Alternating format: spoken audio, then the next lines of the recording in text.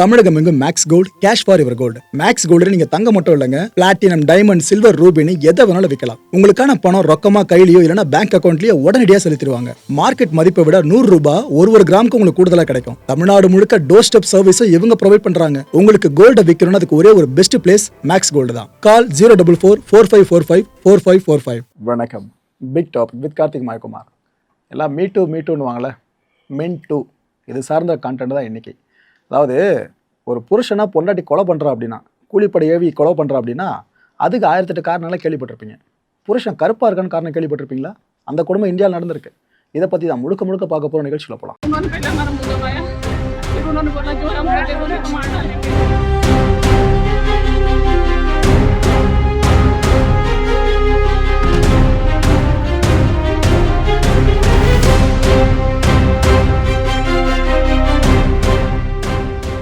இந்த ஜோடி பார்க்கவே நல்லா அழகாக இருக்காங்களே, நம்ம கண்ணை பற்றும் போல இருக்குல்ல. நீங்கள் இந்தியா சார்ந்து மட்டும் இல்லை, எங்கே இருந்து பார்த்தாலும் அந்த கண்ணோட்டம் மாறாது. நல்ல சூப்பர் கப்பிள் அப்படின்ற ஒரு எண்ணம் தான் உங்கள் மனசுலேயே வரும். ஆனால் இந்த கான்டென்ட் முடிகிறப்ப கரிச்சு கொட்டுவீங்க. அந்த பொண்ணை பார்த்து அழகாக இருக்க பொண்ணுன்னு யார் சொல்கிறீங்களோ நீங்களே கரிச்சு கொட்டுவீங்க. இவங்க பேர் பிரியங்கா. 25 வயசு அப்ராக்ஸாக இந்த பொண்ணுக்கு இருக்கும். மத்திய பிரதேசம் இருக்குல்ல, அதை பூர்வீகமாக கொண்டவங்க. ரீசெண்டாக இந்த பொண்ணு என்ன பண்ணாங்க, நட்ட நடு ராத்திரி திடீர்னு கையெல்லாம் அவிழ்த்துக்கிட்டு கட்டியிருக்காங்க. அதை அவிழ்த்துக்கிட்டு குடுன்னு வெளியே ஓடி வந்து எல்லாரும் அப்படியே கத்த ஆரம்பிச்சிட்டாங்க. ஐயோ வாங்க, என் புருஷனை அடிச்சிட்டானுங்க, என் புருஷனுக்கு மூச்சு பேச்சு இல்லாமல் இருக்காரு, என்னையும் அடிச்சிட்டானுங்க, பாருங்க காயம் உடம்புல, எனக்கு வீட்டில் இருந்த நகை பணத்தெல்லாம் கொள்ளையடிச்சிட்டு போயிட்டானுங்க, எங்கே போனானுங்கன்னு தெரியல, முகமுடி மாரி தான் அணிஞ்சிருக்கானுங்க, எனக்கு அதை வச்சு கண்டுபிடிக்க முடியல, வாங்க என் புருஷனை காப்பாற்றுங்க, அது எதுன்னு அந்த லேடி வெளியே போய் கத்திருக்காங்க. அப்படியே வெளியே கத்தினவங்க திரும்ப வீட்டுக்குள்ளே வந்துட்டு இருக்காங்க. வந்துட்டு எதுவும் நடக்காத மாதிரி அப்படியே ஒரு பக்கம் அழுதபடியே இருந்திருக்காங்க. அந்த வெளில சொன்னதும் மக்கள்லாம் தருணம் உள்ளே வந்துட்டாங்களா, என்னமாச்சு ஏதாச்சுன்னு எல்லாம் கேட்குறாங்களா, இந்தம்மா அழுதபடி அதுன்னு சொல்கிறாங்க. இது எல்லாமே வீடியோவாக வெளியே வந்துச்சு. அதை பார்த்து பல பேருமே சே எவ்வளோ கொடுமலை, பொண்டாட்டி கண்ணு முன்னாடி புருஷனை போட்டு இப்படி அடித்து சாக்க கிடைக்கிற நிலைமைக்கு போயிருக்க வச்சிருக்கானுங்களே, அவனுங்களாம் உருப்பிடுவானுங்களா, இந்த பத்தினி தெய்வத்துக்கு எதுக்காக இவ்வளோ பெரிய ஒரு தண்டனைன்ற மாதிரி பல பேரும் ஃபீல் பண்ண ஆரம்பிச்சாங்க. அந்த வீடியோ முதல்ல பார்த்துட்டு வந்துடுங்களா. फिर उन्होंने बोला जो हम कर लेंगे तो मार डालेंगे। इन्होंने हाथ पैर मारे और मेरे को घसीट के उधर ले गए। ये वाली अलमारी उन्होंने ढूंढी, नहीं मिला। मैंने बोला मैं सब दे दूंगी, हमको छोड़ दो। मेरा सामान मैंने सब निकाल के दे दिया। कब की बात है ये? मैं को आधा घंटा हो गया चिल्लाते। मेरा एक जन मेरे मुंह के पास बैठा था, हाथ और पैर पीछे बांध रखे थे, पूरा कपड़े फाड़े थे। चिल्लाने की कोशिश करी तो बोला तेरे पति को मार देंगे।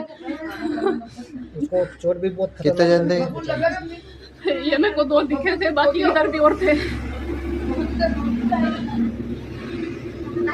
2 से 3 लोग थे मेरे पास। कैसे थे, कुछ था क्या, डंडा थे हथियार उनके पास। मारा कैसे? मैं इनको मारा ये नहीं पता, उधर मेरे को बांध दिया था, उसके बाद इधर मारा। चाकू से मारा हुआ है वो इधर कब मारा मेरे को। இவங்க பேர் பிரியான்னு சொன்னா பிரியங்கா. இவங்களோட கணவர் சொன்ன பார்த்தீங்களா, அவர் பேர் தேவ் கிருஷ்ணா. தேவனு மைண்டில் வச்சுக்கோங்க. அவர் உயிரோடு இல்லைங்க, கொண்டுட்டானுங்க. வந்து அடிச்சுட்டு போனாங்கன்னு சொன்னல, அந்த ஸ்பாட்லேயே இறந்துட்டு இருக்காப்புல. இந்த மேட்ரு உங்களுக்கு தெரியுமா தெரியாதான்றதான் போக நீங்கள் தெரிஞ்சுக்க போகிறீங்க. போலீஸ் ஸ்பாட்டுக்கு வராங்க, கேஸை ஃபைல் பண்ணி இன்வெஸ்டிகேஷன் ஆரம்பிக்கிறாங்க. ஆரம்பிக்கும் போது இந்த ஃபேமிலி மெம்பர்ஸ் இருக்காங்களே, ஏன்னா இவங்க தனி கொடுத்தணும், இந்த பொண்ணு புருஷன் தனி கொடுத்தணும், இவங்களோட பேரண்ட்ஸு, அப்புறம் இந்த பையன் வீட்டில் இருக்க பேரண்ட்ஸு, அவங்களாம் வர வைக்கிறாங்க. வர வச்சு கேள்வி கேட்குறாங்க. என்னம்மா உள்ளுக்குள்ளே எதுனா பிரச்சனை போச்சா, வீட்டுக்குள்ளே ஏதோ வந்தாங்க போனாங்கலாம் இந்த மாதிரி சொல்கிறாங்க, என்ன எதுன்னு தெரியல சொல்லுங்கம்மான்னு சொல்லியிருக்காங்க. 2 ஃபேமிலிஸும் ஒரு பெர்ஸ்பெக்டிவாக முன் வச்சுருக்காங்க. சார் என் பொண்ணுக்கு அவர் இந்தளவு பிடிக்கும்னு இந்தம்மா வீட்டு பக்கம், அந்த பையன் வீட்டு பக்கம் இல்லை சார் எங்கள் வீட்டு பையனை அந்த பொண்ணுக்கு பெருசாக பிடிக்காதுன்னு இவங்க ஒரு விஷயத்த சொல்லிட்டு இருக்காங்க. போலீஸார் இது போல விஷயம் தேடி போவாங்க. அவங்க சரின்ட்டு அந்த பையனை பெற்றவங்க இருக்காங்களே, அவங்கள கூப்பிட்டு உட்கார வச்சு கேட்க ஆரம்பிச்சிட்டாங்க. என்னம்மா பிரச்சனை, ஏதுமா இப்போ சொல்லுங்கம்மா அப்படின்ட்டு. அந்த பையனோட சிஸ்டர் ஒருத்தவங்க, தேவோட சிஸ்டர், அவங்க கிட்ட சில விஷயங்களை போலீஸார் கேட்குறாங்க. ஏமா உங்ககிட்ட கண்டிப்பாக எதனா விஷயங்களை ஷேர் பண்ணியிருப்பான் உன் அண்ணன், அந்த பொண்ணை கூட மேபி எதனா சொல்லியிருக்கலாம், உனக்கு தெரிஞ்சிருக்கலாம், நீ சொல்லுமா ஆக்சுவலாக என்ன பிரச்சனை 2 பேருக்குள்ள அப்படின்னு கேட்டிருக்காங்க. அப்போ அந்த சிஸ்டர் என்ன சொல்லியிருக்காங்க, உண்மைதான் சார், என்னோட சகோதரனை அவங்களுக்கு பிடிக்காது, அவங்க ஒரு மாதிரிலாம் குத்தி காமிச்சிருக்காங்க அடிக்கடி. முக்கியமான காரணம் அவர் கருப்பாக இருப்பார், என் பிரதர் கருப்பாக இருப்பார், அவங்க ஸ்கின் டோன் பார்த்தீங்கன்னா நல்லா பளிச்சுன்னு இருக்கும். ஸோ இதை வச்சு அவரை பலமுறை அவங்க ஒரு மாதிரி டீஸ் பண்ணியிருக்காங்க, திட்டியிருக்காங்க. எனக்கு நீ ஏற்றவே இல்லை அப்படின்ற வார்த்தையை பலமுறை சொல்லியிருக்காங்களாம். எனக்கு நீ ஏற்றவன் இல்லை அப்படின்னு சொல்லிட்டு. உன்னை விட அழகான பையன் தான் என் லெவலுக்கு எனக்கு அமைஞ்சிருக்கணும், ஆனால் உன் ஸ்கின் டோனுக்குலாம் கரும உன்னை நான் கல்யாணம் பண்ணிட்டேன்ற மாதிரி அவங்க அந்த அளவுக்குலாம் பேசியிருக்காங்க. ப்ரோ இதை சண்டை போட்டிருப்பாங்க, வாய் தவிர ஒரு வார்த்தையாக இருக்கும்னு நினச்சிக்கினாக்கா, சும்மா சண்டை இல்லாமல் இருக்கும்போது கூட இதே வார்த்தைகளை இவரை நோக்கி இந்த அம்மா யூஸ் பண்ணுவாங்களாம். இதை வெளியில் இருக்க ஆட்கள் சொல்லலைங்க, இவரோட சகோதரியே இந்த விஷயத்த ஸ்டேட்மெண்ட்டாக கொடுத்துருக்காங்க. அதுவும் இதை காரணமாக வச்சு டிவோர்ஸ் கேட்டிருக்காங்களாம். ஒரு முறை 2 முறை இல்லை, பல முறை எனக்கு விவாகரத்து கொடுத்துரு, வாங்கலாம் நான் வாழ முடியாது, என் அழகுக்கு நீலாம் ஒன்றுமே இல்லைன்ற மாதிரி அந்த பொண்ணு அவ்வளோ தூரம் அவர் டேமேஜ் பண்ணியிருக்கா மனசு ரீதியாக. இதெல்லாம் ஒரு ஆம்பளை கிட்ட இவ்வளோ விஷயங்களை பேசுகிறாங்க அப்படின்னா எவ்வளோ கல் நெஞ்சம் படைச்ச ஆம்பளை இருந்தாலும் கரைவான்.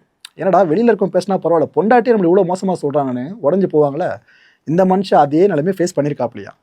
இதுக்கப்புறம் போலீஸார் என்ன பண்ணுறாங்க, சரியில்லையே ஏதோ இடிக்குது, 2 பேருக்கு இடையில பிரச்சனை இருக்குன்னு இவங்க சொல்கிறாங்க. ஆனால் அந்த பொண்ணுக்கிட்ட கேட்டால் பிரச்சனையே இல்லைன்னு சொல்லுது அந்த பிரியங்கா கிட்ட. சரி ஓகே கொஞ்சம் ஃபர்தராக இன்வெஸ்டிகேட் பண்ணுவோன்னு திரும்ப போலீஸில் என்ன பண்ணுறாங்க, இந்த அம்மாவோட சோஷியல் மீடியா பேஜ் எதனா இருக்கான்னு தேடி பார்த்துருக்காங்க. ஒரு பேஜ் கிடச்சிருக்கு. இந்த அம்மா இன்ஸ்டாகிராமில் ஃபுல்லாக ரீல்ஸை மேக் பண்ணி போகிறதுல செம்ம ட்ரெண்டிங், லோக்கலில் பயங்கரமாக ஆட்டுறது ஓட்டுறதுலாம் ரீல்ஸை மேக் பண்ணி போடுவாங்க. அதில் என்ன பியூட்டினா, இவங்க புருஷன் கூட இருக்க ஃபோட்டோஸ் இருக்குல்ல அதெல்லாம் தூக்கிட்டு இருக்காங்க. அதாவது இந்த பேஜில் கூட நான் இப்போ ஏற்பட்ட ஒருத்தவங்க வாழ்ந்துட்டு இருக்கேன்னு யாருக்கும் தெரியக்கூடாதுன்னு அதை தூக்கிட்டு இருக்காங்களாம். இந்த விஷயத்த போலீஸார் கண்டுபிடிச்சி கொஞ்சம் சஸ்பெக்ட் ஆகிட்டாங்க. என்னது இது, கல்யாணம் பண்ணிட்டாங்க, இவ்வளோ வருஷம் ஒன்றா இருந்திருக்காங்க, புருஷன் ஃபோட்டோவே போடாமல் இருக்காங்கன்னு ஒரு பெரிய சஸ்பெக்ட் அங்கே வந்துட்டுருக்கு. இதுக்கப்புறமா அந்த அம்மாவோட ஃபோனை வாங்கி ஃபுல்லாக செக் பண்ணி பார்த்துருக்காங்க போலீஸ், இந்த பிரியாவோட ஃபோனை. அதில் பார்த்தா சில ஃபோட்டோஸ் இருக்கும் பார்த்தீங்களா, அது கூட தூக்கிட்டு இருக்காங்க. இவர் எதெல்லாம் பளிச்சுன்னு இருப்பாரோ அந்த ஃபோட்டோ வச்சுக்கிட்டு இவங்க கொஞ்சம் பௌர்ணமி மாதிரி, மாப்பிள்ளை அமாவாசை மாதிரி, கிட்டத்தட்ட கொஞ்சம் பளிச்சுன்னு இங்கே கொஞ்சம் டார்க்காக அப்படி இருக்க மாதிரி ஃபோட்டோஸ்லாம் தூக்கி விட்டுட்ருக்காங்க. எவ்வளோ கேவலமான சைக்கோ மைண்ட் செட்டில் இந்த பொண்ணு இருந்திருக்கு நீங்கள் லிட்டரலாக தெரியுதா. அழகு இருக்க இடத்துல ஆபத்து இருக்குன்னுவாங்களா, அது இங்கே லிட்டரலாக கன்ஃபார்ம் ஆகுது. இதுக்கப்புறம் போலீஸார் என்ன பண்ணுறாங்க, சரி பிரியாவை இன்வெஸ்டிகேட் பண்ணுவேன்னு சொல்லிட்டு கேள்வி கேட்க ஆரம்பிக்கிறாங்க. அந்த பொண்ணு நிறைய விஷயம் பதில் சொல்லிட்டாங்க. ஆனால் போலீஸார் ஒரு விஷயத்த பண்ணுவாங்க, அதாவது முதல்ல ஒருத்தர்கிட்ட கேள்வி கேட்பாங்க, இந்த இன்வெஸ்டிகேஷனை கொஞ்ச நாள் கொண்டு போயிட்டு அதுக்கப்புறம் அதே ஆளுகிட்ட திரும்ப அதே கேள்வி கேட்பாங்க, கரெக்டாக சொல்கிறாங்கன்னா மேட்ச் ஆகுதான்னு சொல்லிட்டு. இந்த பொண்ணு முதல்ல இன்வெஸ்டிகேட் பண்ணும்போது கரெக்டாக சொல்லியிருக்கு மனப்பாடம் பண்ணதெல்லாம், ஆனால் அதுக்கப்புறம் எல்லாத்தையும் மறந்து தொலைச்சிட்டு இருக்கு, முன்னுக்கு பின் முரணா எல்லாத்தையும் உளறி கொட்டியிருக்கு. போலீஸாருக்கு கிட்டத்தட்ட கன்ஃபார்ம் ஆகிடுச்சு இந்த பொண்ணு தான் வேலையை பார்த்துருக்கு அப்படின்னு சொல்லிட்டு. இதுக்கப்புறம் இந்த பொண்ணை ஸ்டேஷனுக்கு கூப்பிட்டு போகிறாங்க. உன்னை இங்கே வச்சு விசாரிச்சா வேலைக்காவது, வா கையோடு ஸ்டேஷனுக்கு போகிறான்னு கூப்பிட்டு போகிறாங்க. அவங்களோட அந்த சூழலில் வச்சு விசாரிக்க வேண்டிய விதத்தில் விசாரிக்கவே மகாராணி எல்லாத்தையும் உண்மையெல்லாம் கொட்டிகிட்டு இருக்காங்க. இந்த உண்மையை கொட்டுறதுக்கு முன்னாடி என்ன நினச்சி சொல்லிடுறேன், இந்த பொண்ணோட ஸ்டேட்மெண்ட் கான்ட்ராஸ்டாக இருந்துச்சு சொன்னோன்னா. இதுக்கப்புறம் போலீஸார் என்ன பண்ணுறாங்க, அந்த இன்வெஸ்டிகேட் பண்ணிட்டு இருக்கும்போது இந்த சம்பவம் நடந்த இடம் இருக்குல்ல வீடு, அங்கே போயிட்டு இந்த திருடு போனதாக சொல்லப்படுற நகைகள் பணம் இருக்குல்ல, அது ஏதாவது ட்ரேசஸ் இருக்குமான்னு பார்த்துருக்காங்க. உள்ளே போய் பார்த்தா ட்ரேசஸ் இல்லை, எல்லாமே உள்ளதாக இருக்குது. நகை பணம் வெளியவே போலங்க, எல்லாமே உள்ளதாக இருந்திருக்கு. ஆனால் இந்த பொண்ணு சொன்னது லட்சக்கணக்கு மதிப்புள்ள நகைகளை கொண்டு போயிட்டானுங்க, திருட்டானுங்க, கேஷை கொண்டு போயிட்டான்னு அந்த பொண்ணு சொல்லியிருக்கா அப்போ. ஆனால் எல்லாம் வீட்டுக்குள்ளதாக இருந்திருக்கு.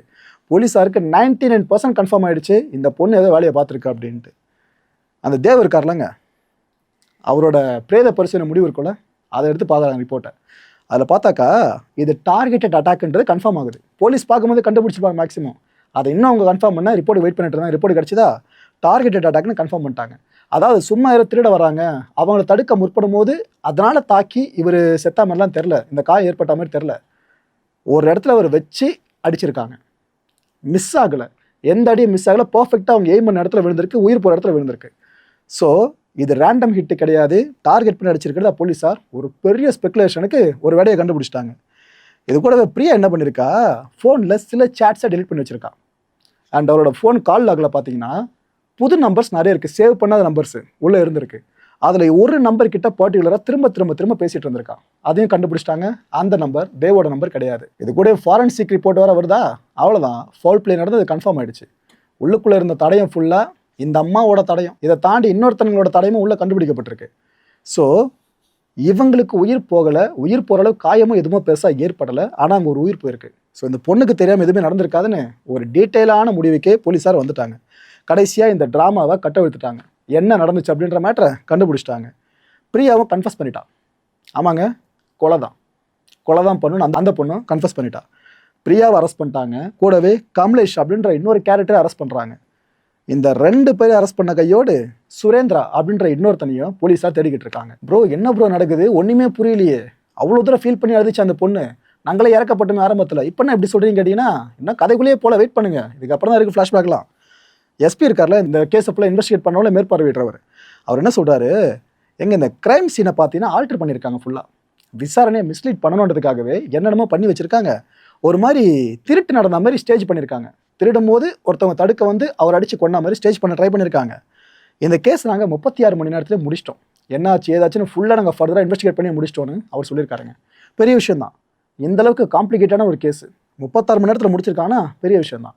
இப்போ பார்ப்போம் என்ன உண்மையிலே அங்கே நடந்துச்சு அப்படின்னு சொல்லிட்டு.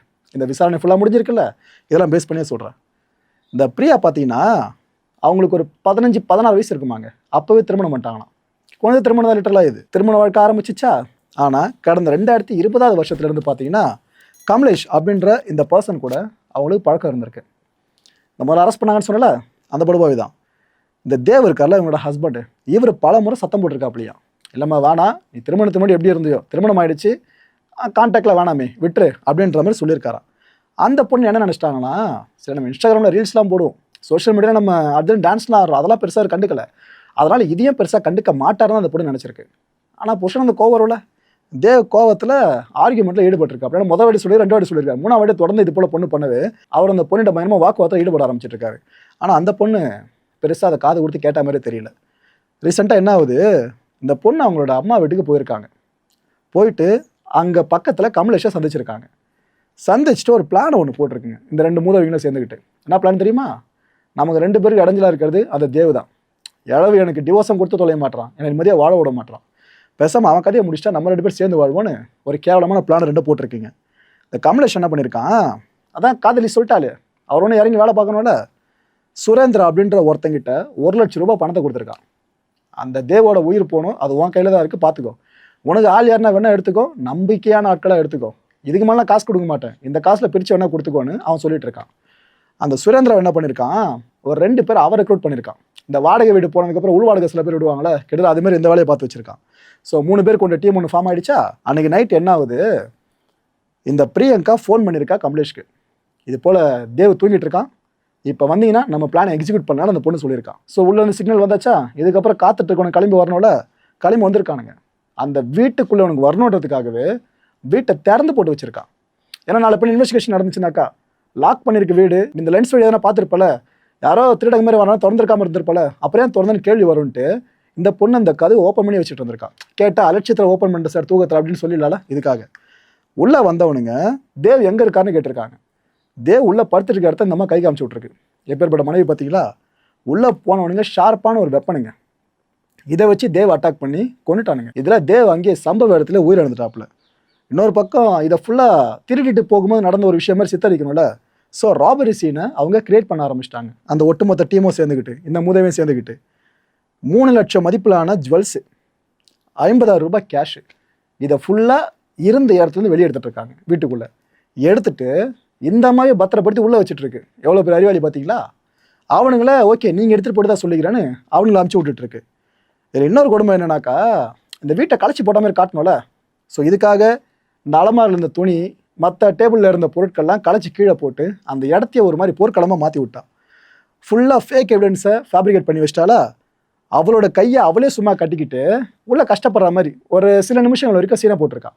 அதுக்கப்புறம் தான் வெளியே ஓடி வந்து ஐயோ அம்மான்னு எல்லாரையும் கூப்பிட்டு கத்திருக்கா. ஆரம்பத்தில் சொன்ன கதை இங்கே ஒன்று கனெக்ட் ஆகிடுச்சா. இதுக்கப்புறம் பிரியாவோட வேலை என்னவா இருக்கும், ரீல்ஸ் போடுறதா, இல்லைனா கமலேஷ் கூட எப்படி நம்ம ஜாலியாக ஹனிமூன் போகலாம் இப்படி யோசிக்கிறதா. கம்பியானோ கடைசியில் எங்கே தான் வந்து நின்றுருக்கு. இந்த வெள்ளத்தோல் மோகம் பல பேருக்கும் இருக்குல்ல, ஒரு டேஷும் பிரயோஜனம் இல்லை. இது எத்தனை பேர் புரிஞ்சுக்கிறாங்கன்னு தெரியல. வெறும் ஸ்கின் டோனு, இதை வச்சு எதுக்காக இந்த அளவுக்கு எல்லாருமே இம்பார்ட்டன்ஸ் கொடுக்குறாங்கன்னு தெரிலங்க. நான் வெள்ளையாக இருக்க 1 கிலோ அரிசி கொண்டு கடையில் கேட்டால் தூக்கி குத்துருவானா என்ன, அது ஒரு கரமும் பிரயோஜனம் இல்லை. இதை வச்சு வேணா வேறு சில வேலைகளுக்கு பொழைச்சிக்கலாம். நான் இப்படி இருக்கேன் அப்படி இருக்கேன்னு காமிச்சிக்கிட்டு இந்த காலகட்டத்தில் ஆடுறவங்களுக்கு லைக் போட்டால் பரவாயில்ல, ஆட்டுறவங்களுக்கு அதிகமாக லைக் போட்டுட்டு இருக்கோனாக்கா கஷ்டம்தான். இந்த அளவுக்கு ஒரு கேவலமான மைண்ட் செட் இப்போ வரைக்கும் இருக்குது பார்த்தீங்களா. ஸ்கின் டோனை பேஸ் பண்ணி இவன் அழகு இவன் அழகு இல்லைன்னு சொல்கிறது. அப்போ இதெல்லாம் அழகுன்னு சொல்கிற ஆட்கள் நம்ம இருக்கோம் பார்த்தீங்களா, நம்ம தான் பிரச்சனை. முதல்ல நம்மளை திருத்திக்கணும். மக்களை இந்த கான்டென்ட்டை பொறுத்தவரை நாமெல்லாம் சிந்திக்க வேண்டியது ஒரே ஒரு விஷயம் தான். பிடிக்கலன்னா பிரிஞ்சிருங்களா, புருஷனோ பொண்டாட்டியோ, அதை விட்டு டிவோர்ஸ் கொடுக்க மாட்டேன்னு புருஷனோ பொண்டாட்டியோ சொல்லி இவன் கொடுக்கலாம் நம்ம வாழ்க்கை அஸ்தமனம் ஆகிடுமோன்னு பயந்து இவன் இருக்கிறதான பிரச்சனை போட்டு தரணும். அதுக்கு முடிவு பண்ணி செத்ததுக்கப்புறம் அதை கொன்னதுக்கப்புறம் உட்காந்து எழுத பிரயோஜனம் இல்லை. பிடிக்கலையா 2 பேர் ஒருத்தர் பிடிக்கலையா, இன்னொருத்தங்க டிவோர்ஸ்னு ஓகேன்னு சொல்லிட்டு மியூச்சுவலாக பிரிஞ்சு போயிட்டாருங்களா, அடுத்த லைஃப் லீட் பண்ணிட்டு போங்களா. அதை விட்டு சாவடிச்சு எதுக்கு இந்த கருமனே தெரியல. ஆனால் ஒன்று, இந்த பிரியங்கா ஒட்டுமொத்த பெண் குலத்துக்கு ஒரு சாபக்கேடு. அடுத்த நிகழ்ச்சி சந்திக்கலாம். நன்றி, வணக்கம். தமிழகம் எங்கும் maths gold, cash for your gold. Maths gold நீங்க தங்க மட்டும் இல்லைங்க, பிளாட்டினம், டைமண்ட், சில்வர், ரூபினி எதை வேணாலும் விற்கலாம். உங்களுக்கான பணம் ரொக்கமா கையிலயோ இல்லைன்னா பேங்க் அக்கௌண்ட்லயோ உடனடியாக செலுத்திடுவாங்க. மார்க்கெட் மதிப்பை விட 100 ரூபாய் ஒரு கிராமுக்கு உங்களுக்கு கூடுதலா கிடைக்கும். தமிழ்நாடு முழுக்க டோர் ஸ்டெப் சர்வீஸை இவங்க ப்ரொவைட் பண்றாங்க. உங்களுக்கு கோல்ட விற்கணும்னு அதுக்கு ஒரே ஒரு பெஸ்ட் பிளேஸ் மேக்ஸ் கோல்டு தான். கால் 04445454545. என் அன்பார்ந்த மாயம் ஸ்டுடியோஸ் நேயர்களே, மாயம் பக்தின்னு ஆன்மீகத்துக்காக பிரத்யேகமா ஒரு சேனலை கொண்டு வந்திருக்கோம். மறக்காம சப்ஸ்கிரைப் பண்ணி அந்த சேனலுக்கு உங்களோட ஆதரவை மனப்பூர்வமா தெரிவிங்க. வணக்கம் மாயம் ஸ்டுடியோஸ் நண்பர்களே. மாயம் ட்ரெண்ட்ஸ் அப்படின்ற ஒரு புதிய ஃபேஸ்புக் பேஜை ஓப்பன் பண்ணியிருக்கோம்.